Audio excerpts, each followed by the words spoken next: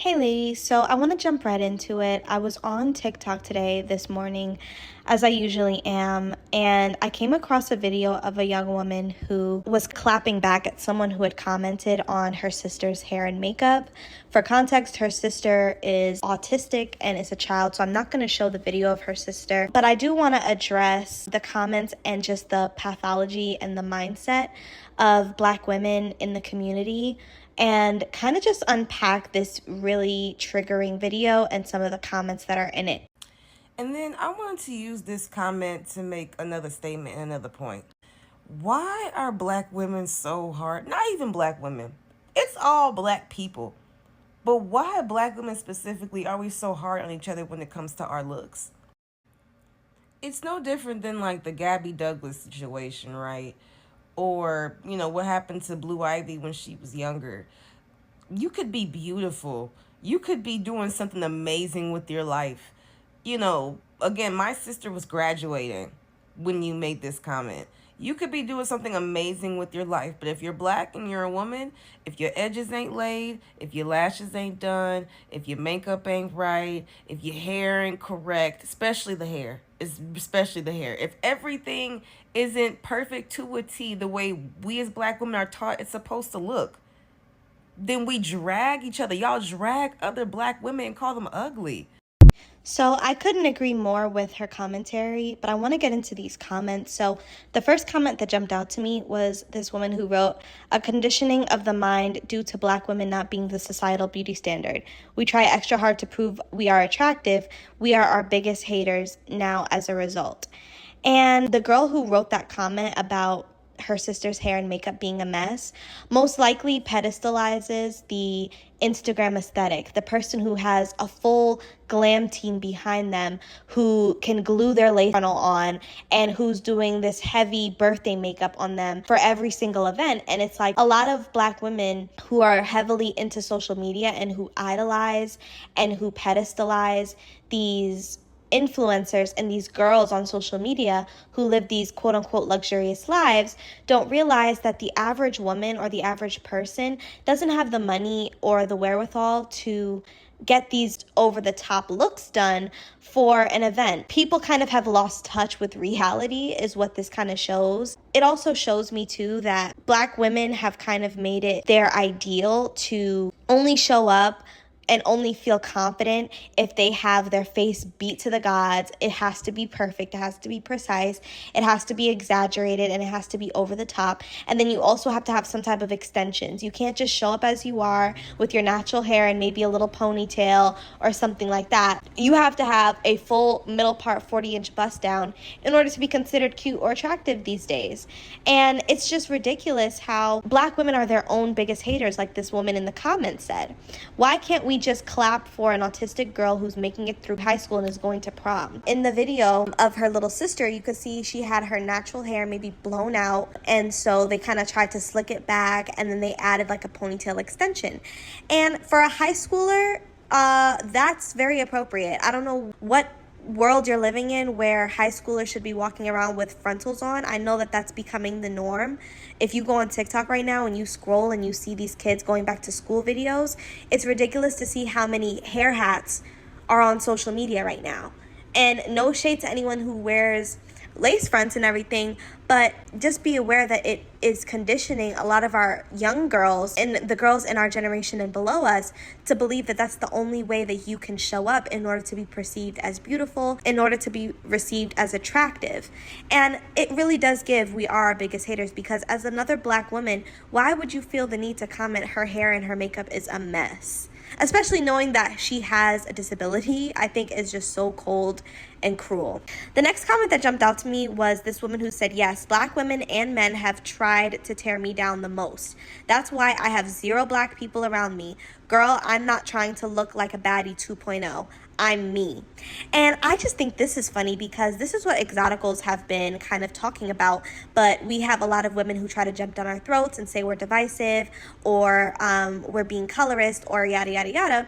And it's like this Black woman, she literally said that she has 0 Black people around her. I've talked about this in my videos previously where I literally do not have any unambiguous black friends, not by choice, but because they have been insufferable when I have been around them. I've had a lot of problems with those types of women when I've genuinely just wanted to be friends with some of them. And it's crazy to hear that a black woman is saying that she doesn't keep black people around her for this exact reason, because they tear her down.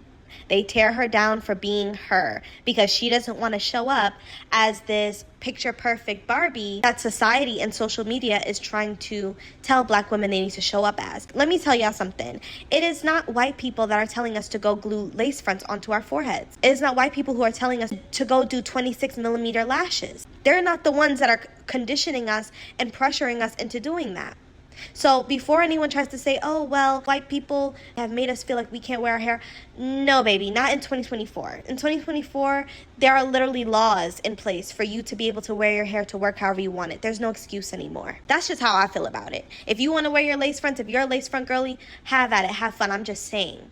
Let's remove this idea that we have to be these baddies that we're seeing, quote unquote, on social media or on TV, when that is not reality. Half of those women don't even show up like that every day, you know? And it's become this idea that everything on social media has to look a certain way, has to have an aesthetic and be a certain way in order for it to be acceptable to the public. And not just to any public, to the black public. Someone also said they want regular everyday black women to have professional glam. Like, after Instagram, the standard is unrealistic. Why is it that we are allowing social media to control our look, our aesthetic, what's seen as a bad bitch and what's not, you know?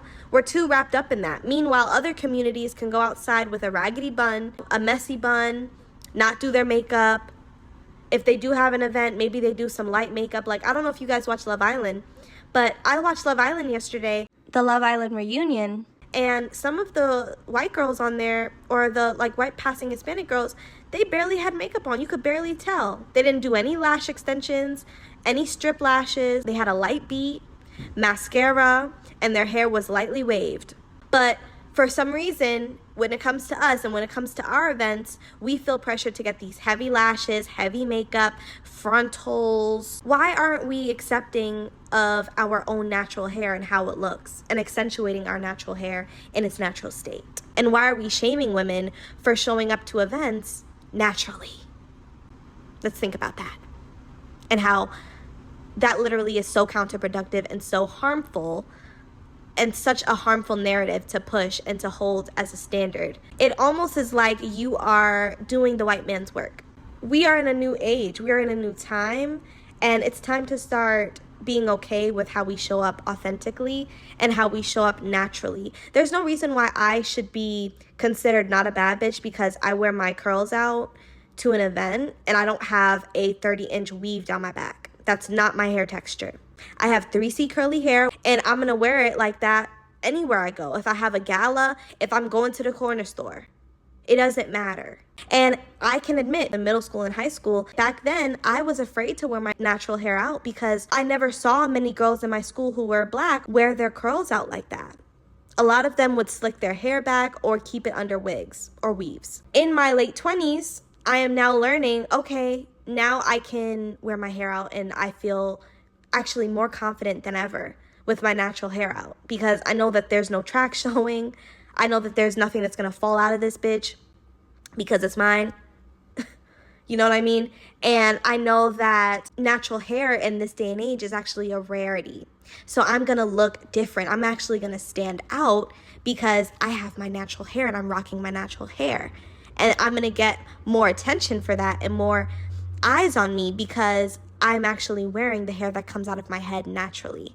And that in itself is very empowering. So I want to go to the last comment that jumped out to me, and it says, especially when other black women fit a different aesthetic instead of a modern trendy bandwagon. Like, it's sad. I love my black beautiful queens for who they are. And this is just kind of to wrap up all the points that I've already made in this video. Why is it that if someone has a different aesthetic than what we've been consuming on social media, it's considered a mess? It's considered sloppy. It's considered unprofessional. It's considered weird, you know? And it's like no one else put that label on us except for us. That's why we are our worst enemy. Not white people, not Hispanic people, not Asian people, not Indian people. Us. and I'm not even gonna say us because that includes me. I'm gonna say y'all because I've never been like that. If someone wants to wear their hair in its natural state and it doesn't have edge control slick to the gods, that's their business. And don't even get me started on the men. The men are way too invested in women's business these days. These men know about everything now, and they're pinpointing it, and they're like, oh, she's not a bad bitch if she don't got a 40-inch weave, if she don't got a BBL, if she don't got fillers in her lips, and now that's what their type is. So now if you don't have a BBL, if you don't have filler, and if you don't wear weave or wigs, and you don't have that mean, hard look, the Instagram baddie hard look, you are not good enough for him. And I guess that's a good thing, right? Because we don't want those types of men anyways. But ladies, drop down in the comment section. Let's have a conversation. I just had to get this off my chest because, you know, exoticals get a lot of heat for speaking on a lot of these things, speaking on how Black women have been detrimental to their own beauty standard and how they can literally elevate and uplift their own beauty standard if they wanted to, but they continue to on themselves by hyper focusing on colorism and texturism and featureism when they should be making themselves the beauty standard. And we also get shitted on for speaking about not really having or wanting certain types of Black folks around us because they're harmful to our mental health, they're harmful to our self-image and how we view ourselves and how we feel about ourselves. And we get hate for that too. So I love that there are all types of Black women under these comments validating what exoticals have been saying forever. I'll also be leaving my email in the description box so you can share any stories that you have with me there as well. Have a lovely day, ladies.